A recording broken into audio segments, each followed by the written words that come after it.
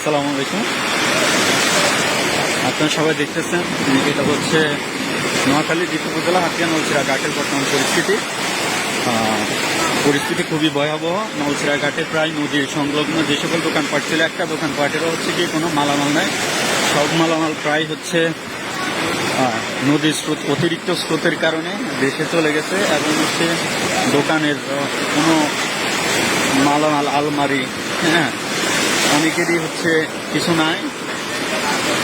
নোয়াখালী হচ্ছে যে উপজেলা হাতিয়া নলছিড়া ঘাটের ম্যাক্সিমাম দোকান ব্যবসায়ীরা খুবই নিঃস্ব হয়ে গেছে।